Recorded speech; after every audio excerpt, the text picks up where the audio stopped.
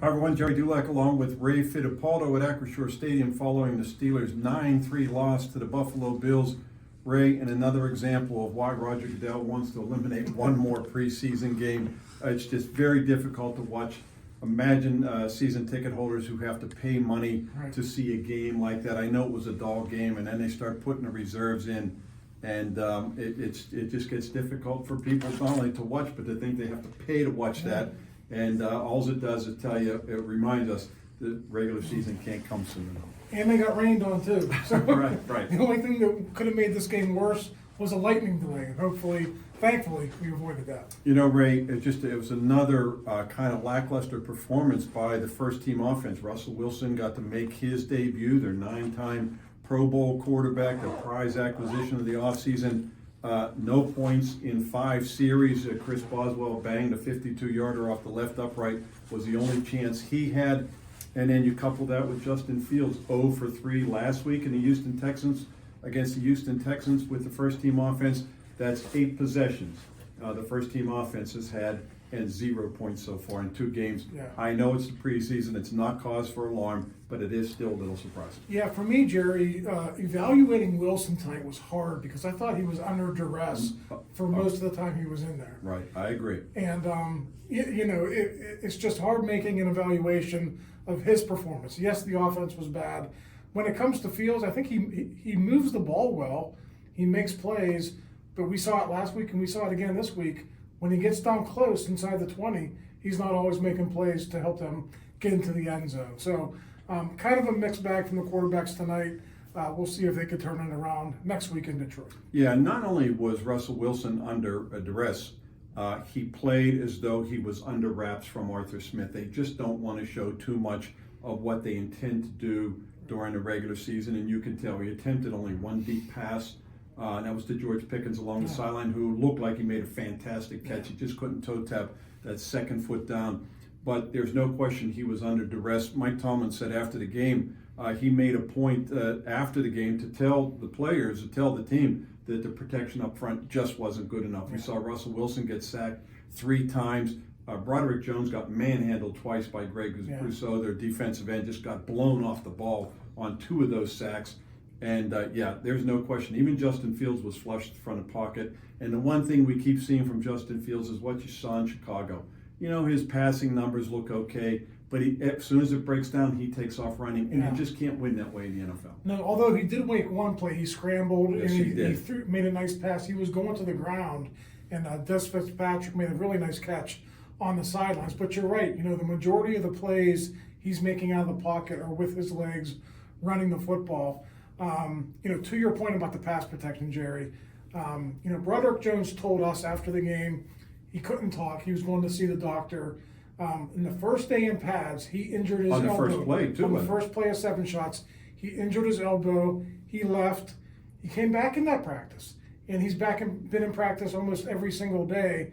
But you got to believe something is amiss with him. And if it's not the elbow, then there's really cause for concern for the Steelers, because he was the number 14 overall pick last year, and if he's not developing, that's an issue. And Ray, he's wearing this big brace protecting his elbow on his right arm, I believe it is. And he never uses it as an excuse. He never even talks about it. Right. But it has to be bothersome to some degree, especially when he pass sets. Yeah, and if you noticed, Rousseau just ran through him a couple of times.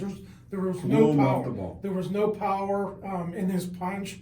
And if you can't use your hands as a pass protector, and your elbow is not allowing you to do that, that's an issue. I guess the good news is it's not bad enough that he's had to sit out, but maybe they're going to have to reevaluate that. Ray, while on the subject of the offensive line, Nate Herbig has a significant shoulder injury. He's going to be sidelined for an extensive period of time. That automatically is going to elevate Zach Frazier into the starting lineup. It appears that Troy Fautano, he was going to be the starter tonight and stay in that position through the regular season. You're talking about 2 rookies now on the offensive line starting for the Steelers.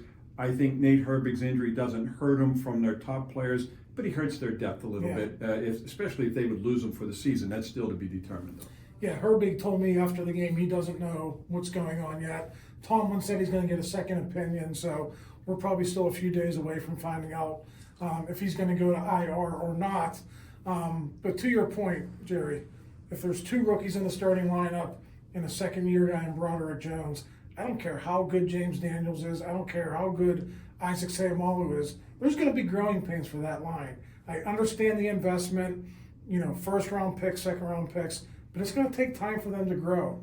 And I think people have to be patient. I think the future is bright, but I think you're going to see a lot of what you saw tonight early in the season. Ray, let's look at the other Herbig, Nate Herbig. 1.5 sacks tonight. The more he plays, the better he looks. Obviously, he's going to remain a backup. But last year, we saw him as the second outside linebacker to come in the game, for depth purposes. Of course, now he's number 3. He's the first guy off the bench. But, man, he just looks better every time we see him. How often do you see a backup in street clothes in the second half? Right. They told him, shut it down. Right. We don't want to lose you for the regular season. Really good 1.5 sacks tonight. He was really good late in the season, Gerry. I mean, I don't want to say he won that Seattle game, but he sealed that Seattle game with a big strip sack in Seattle that kept their playoff hopes alive. So they need to find a 4th, but their 3rd is really good. Ray, their offense was so bad that the only player who was able to move the ball down the field was their new punter, Cameron Johnston.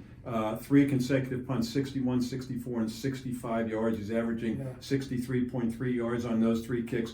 Mike Tomlin said after the game he did flip the field. That's something we did not see the past couple of years. It's one of the reasons they got this guy, and he's been very effective so far. That's a big plus for their kicking game. Yeah, if the offense, and it's a big if the offense struggles early in the season, having a guy like that and your defense with TJ Watt back, Minka back, a lot of guys didn't play tonight. They could win some close games early if they have to, but I think we both agree that offense, it's got to get on track. It's going to get on track soon. Yeah, Cam Hayward and TJ Watt did not play. The final preseason game is 1 week from today, Saturday in Detroit. It's a 1 p.m. game. I'll be curious to see if those guys play then. I'm not so sure they will. No. They just keep them busy in practice. They want to keep them healthy, especially Cam at age 36. They want to keep them ready to go for that season opener September 8th in Atlanta. Yeah. Why play Najee Harris? We saw tonight Jaylen Warren, who might be your top running back, injured his hamstring. has a hamstring injury. We'll see where that is, but I wouldn't expect Najee Harris, TJ Watt, any of your big stars. You're going to want to have them ready for week 1 in Atlanta. Well, that's going to do it for Ray and I at Acrisure Stadium. The good news is that debacle is over. The Steelers lose 9-3 to the Buffalo Bills. For Ray Fittipaldo, I'm Gerry Dulac. You're watching Post-Gazette.com.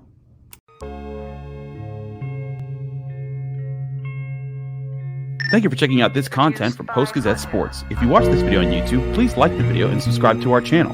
For all of the sports coverage the Post-Gazette has to offer, visit post-gazette.com.